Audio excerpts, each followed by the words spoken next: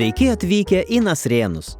Apie šį vos keliasdešimt gyventojų skaičiuojantį kaimelį Kretingos rajone turbūt mažai kas girdėjote.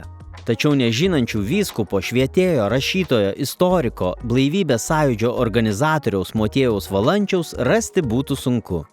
Būtent čia, Nasrėnų kaimelio sodyboje, gimė ir augo Motiejus Valančius, apie kurį žinia pasklido po visą Lietuvą, o jo nuveiktus darbus mena ir šiandienos kartos.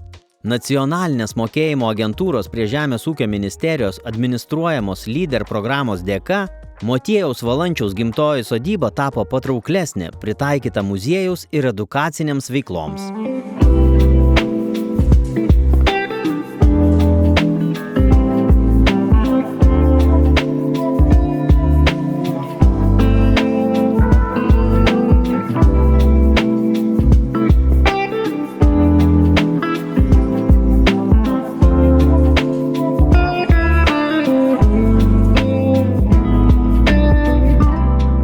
Muziejus buvo įkurtas 1969 metais, tai jau ir virš 50 metų, kaip muziejus gyvo ir pastoviai, kaip sakant, tas senesnės laikas ir užteko, kad muziejus, ekspozicija, ateina lankytos, pasižiūri, papasakoja, ten parodai, vyskupas meniniai daiktai.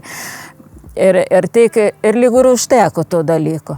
Bet šiandieną muziejus ir muziejaus pati veikla yra nuo visi paskirtis ir pasidarė visai kitokie.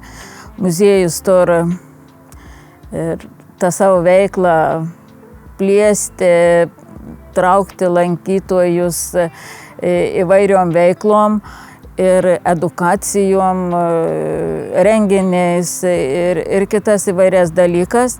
Ir muziejaus tas toks pagrindinis tikslas ir išsaugoti ir parodyti muziejaus lankytojų žemaitiškas tradicijas, papročius, kalbą.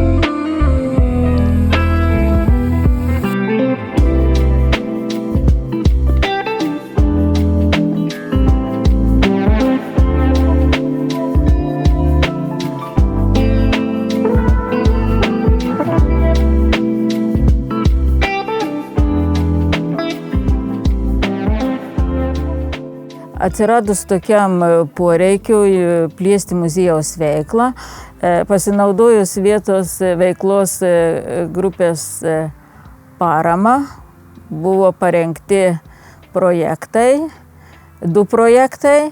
Tvarto ir muziejaus teritorijos sutvarkymas pritaikant vyskupo Motiejaus Valančiaus gimtinės veiklai ir Biralinės ir kiemo rūsio sutvarkymas ir jų pritaikymas muziejaus veiklai. Buvo parengti 2 projektai ir buvo gautos lėšos ir tas įvyko 2020 metais.